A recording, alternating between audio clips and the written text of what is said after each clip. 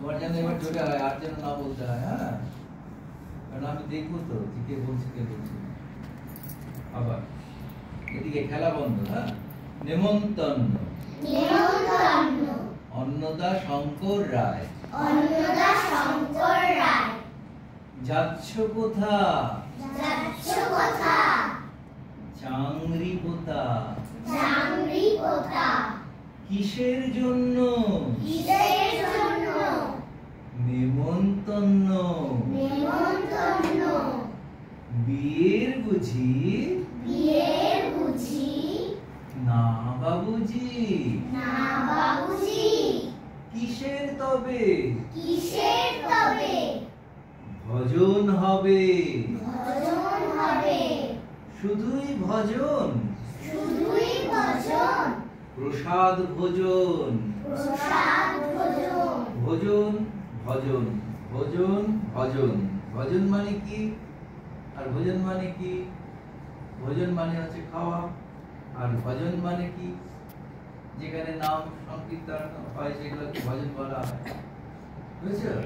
Clear হয়েছে ভজন আর ভোজন? তাহলে ভজন যেখানে আছে সেখানে যেন ভজন উচ্চারণ না হয়।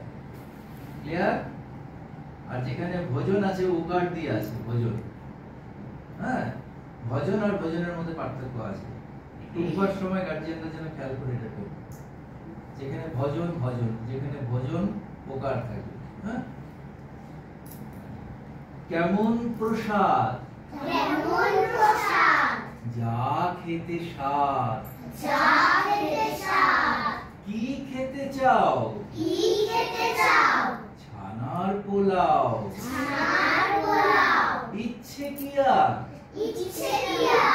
সরপুরিয়া।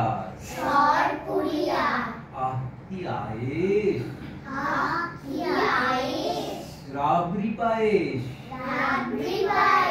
এই কে বলি? ক্ষীর কদলি। বাহ কি ফলা! সবরি কলা। এবার থামো। বুঝলি আমো? আমিও যাই। না মশাই। তাহলে এখানে একটা জিজ্ঞেস করা আরেকটা উত্তর। যদি দুটো ক্যারেক্টার থাকে, একজন বলছে যাচ্ছ কোথা, এ তখন বলছে চাংরি পোতা। ক্লিয়ার হয়েছে ব্যাপারটা? তাহলে কেমন হচ্ছে? এ বলছে চাংরি পোতা। কিসের জন্য? নেমন্তন্ন। বিয়ের বুঝি? না বাবুজি। কিসের তবে?